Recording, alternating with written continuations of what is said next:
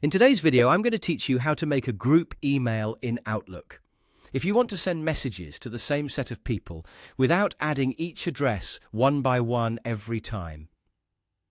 Creating a group in Outlook is a simple and helpful solution. It keeps your email workflow organized, saves time, and makes repeated communication much easier, especially if you regularly contact a team, a class, or a project group. To get started, open Microsoft Outlook on your device. Make sure the app is fully loaded so you can access the main navigation options without interruption. Once Outlook is open, look for the Outlook icon or the area that brings you into the main Outlook mail environment and click it. This will take you to the section where you can manage your email and create new communication groups. From there, find the option labeled New and click on it.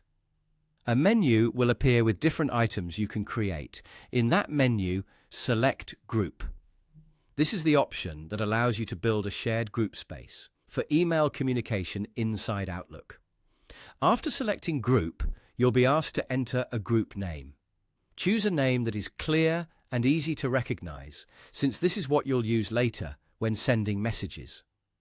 A good group name helps you quickly identify the right contact list and avoids confusion if you create multiple groups in the future.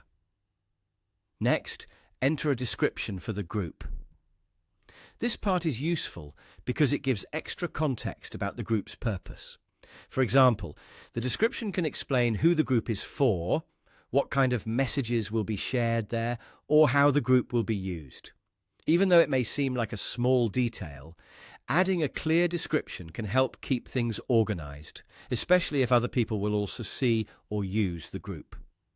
Once you've filled in the group name and description, review the information to make sure everything looks correct. When you're ready, click Create. Outlook will then generate the group for you, and it will be available for future email communication. And that's it. You've successfully created a group email in Outlook. From this point on, using your group can make ongoing communication much faster and more efficient. If you found this helpful, you can follow the same process any time you need to set up another group for a different purpose.